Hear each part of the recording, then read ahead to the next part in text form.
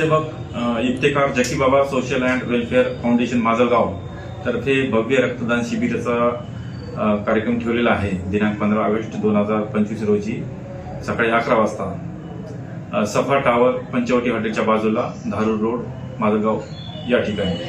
तर सर्वश्रेष्ठ दान म्हणजे रक्तदान हे असून जे गरीब आहेत जे की वेळेवर रक्त घेऊ शकत नाहीत, तर या फाउंडेशन तर्फे खूप चांगला उपक्रम या ठिकाणी राबवलेला आहे।